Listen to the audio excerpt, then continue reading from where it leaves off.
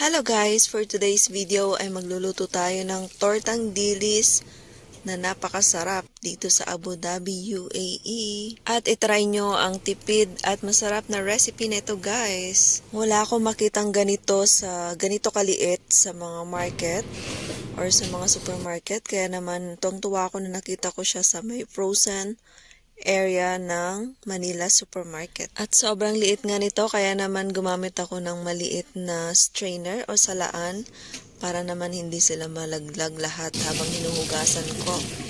Bale, frozen nga ito at nakalagay nga sa packaging niya ay galing siya sa ilog or galing siya sa river ng Thailand. At swak na swak nga siya pang torta kasi sobrang liit niya at hindi mo na kailangan tanggalin ng mga bituka kasi ewan ko na lang kung try mong tanggalin ng laman loob niya, baka wala nang matira. Tinimplahan ko nga lang siya ng crispy fry or pwede rin naman ko ano mga breadings nyo dyan available.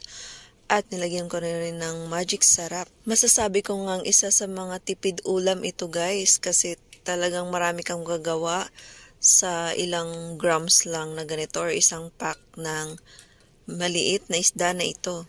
At tinaluan ko nga rin pala siya ng itlog, ayan, para maging tortang-torta. At meron nga pala akong carrots na natira nung nakaraan, kaya naman dinagdagan ko na rin para naman may kulay at sustansyang ating torta. Ang hirap din talaga mag-isip ng ulam araw-araw or baon araw-araw, kaya naman buti na lang meron nitong nadagdag sa aking recipe, tipid recipe as an OFW here in UAE. O diba, sobrang dali pang gawin, sobrang dali lang lutuin, mix lang. At ayan na, ready for prito na. Pwede mo rin siyang i-ref yung mixture for maybe 1 to 2 days. At ayan, iprito mo lang kung kailan mo gusto. At ayan, i-flatten mo lang siya, wala namang specific na size. Basta ayan, i-flat lang para crispy. Ayan, gusto ko yung flat na flat para lutong-luto sa loob.